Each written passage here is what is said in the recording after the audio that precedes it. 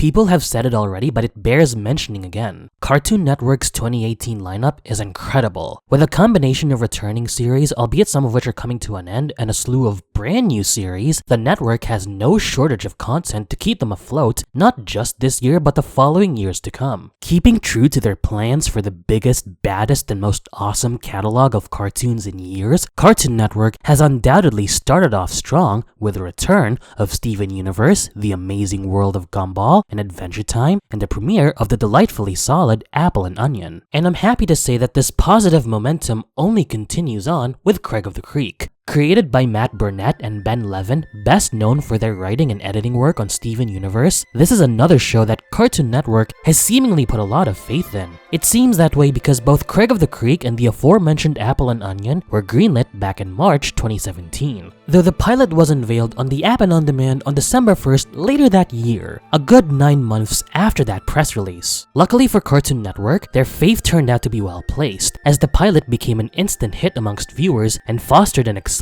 for the actual series itself. Here we are now, over 4 months since the fact, and the series has officially premiered on Cartoon Network. And, well, it's pretty damn good.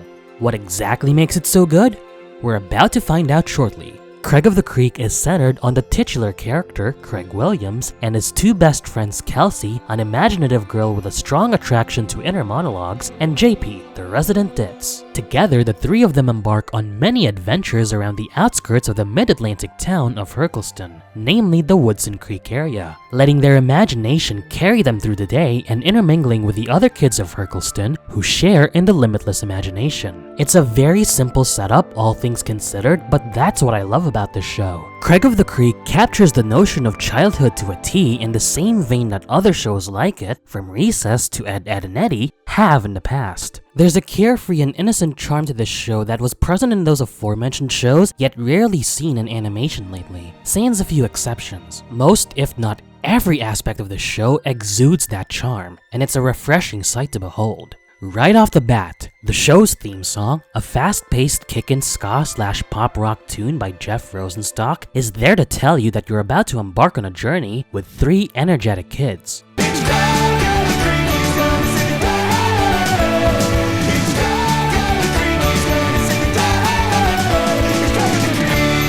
Plus, it's pretty catchy too. Now, as for the other bells and whistles of the show, they pose a lot of promise that's just dying to be fulfilled. The art design bears similarities to many Cartoon Network shows of this generation, most notably Steven Universe, with respect to character proportions and shapes. But unlike Steven Universe, the show actually seems to be adhering to a model sheet instead of going off model. Though I do enjoy Steven Universe, that's an issue I have with that show's style. Another aspect of Craig worth mentioning is that it has a slightly more saturated and diverse color palette compared to SU, whose first few episodes were more muted in their brightness and less varied in range. For a show that was designed to be expressive, lively, and full of adventure, I think this was a wise decision. The characters themselves are bustling with personality. As the protagonist of his own show, Craig is naturally the character that the audience projects themselves onto. But as in typical Cartoon Network fashion, Craig's status as an audience surrogate doesn't prevent him from being his own character with his own set of strengths and flaws. He's an outgoing and optimistic boy who can make some poor choices because of his curiosity and optimism, just like any other child his age would. And while he may embody typical quote-unquote nerdy characteristics, his appearance and mannerisms are nowhere near the stereotypes of a nerd and more in line with childish behavior in general. The same thing can be said about Craig's two friends Kelsey and JP. Matter of fact, that can be said about every kid in the neighborhood, some of which are more idiosyncratic than others. I was born with a special power.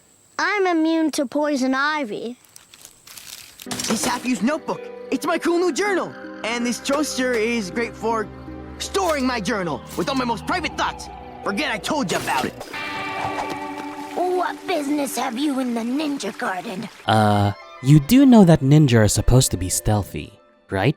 And not reveal themselves out in the open? Strangely enough, if there's anyone in the show who falls under the basic nerd archetypes, that would be Craig's siblings, his older brother Bernard and his younger sister Jessica, who is basically Anais from Gumball, if she were human. My personal favorite would have to be Kelsey, who I'm sure will become everybody's favorite. I just love how deep she can get when she monologues to herself and how seriously she can take anything that's on her mind, whether it's a book series she's passionate about or animal rights.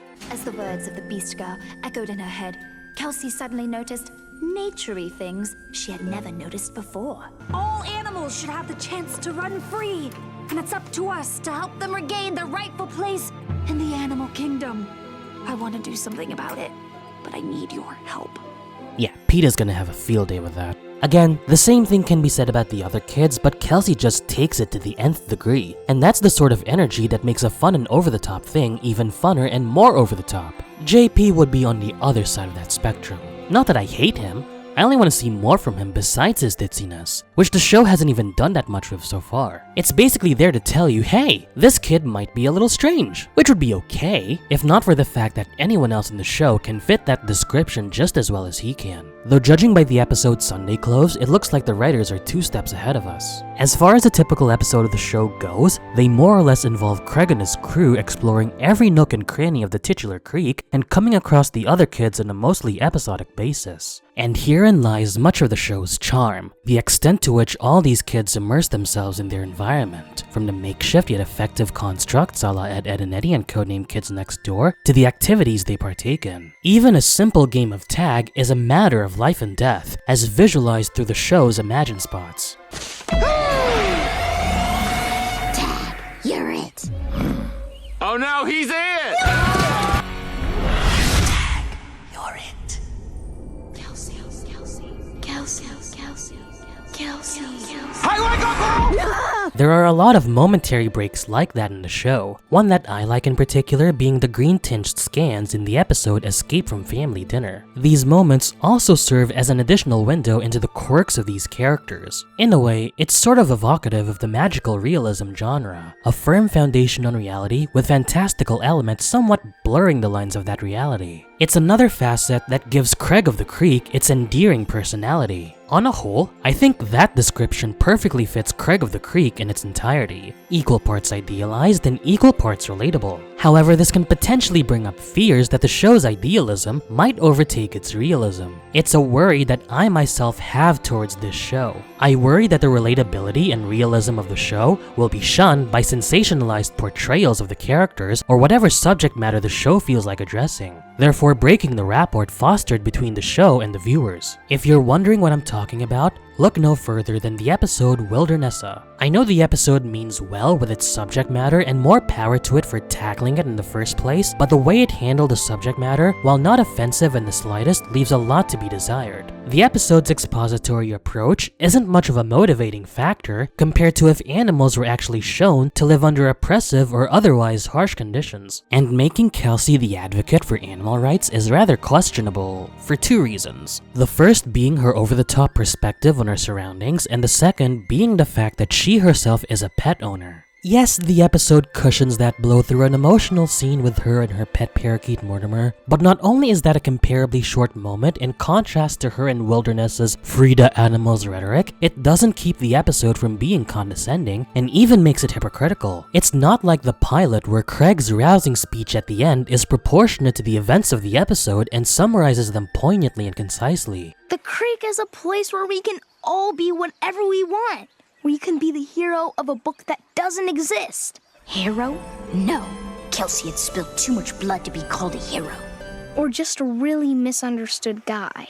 Teacher says I gotta use the round scissors in art. This is like hammering someone on the head with a book full of musical pieces and hoping that it'll turn them into a grade 8 pianist. It doesn't work that way. I'm hoping that this aspect of the show will be ironed out preferably as soon as possible, while the show is still in its early stages. So far though, that has to be the only problem I have with an otherwise endearing show. Craig of the Creek is a classic in the making for Cartoon Network, one that I will steadfastly follow and hold out nothing but high hopes for. With their understanding of the ins and outs of childhood, Matt Burnett and Ben Levin have lovingly crafted the show for our viewing pleasure, and their attunement not just with childhood but with children really shines through the show's idealistic and realistic rendition of childhood. While this could invite criticisms of being too far from reality and being too idealistic, and my own criticisms aside, the larger-than-life moments of the show are thematically sound, seeing as childhood in general is characterized by and centered on innocence and idealism. We were all wide-eyed once, with the world ahead of us and our respective outlooks on it that painted it in our own unique color and made it seem bigger than what it really is, not at all unlike the kids of the show. show. If you're asking yourself what's a show that can remind you about being a kid and make you want to be a kid again, it's Craig of the Creek. And I'd like to raise a toast to this show, to Burnett and Levin, and to Cartoon Network. I can't wait for more and I definitely recommend it.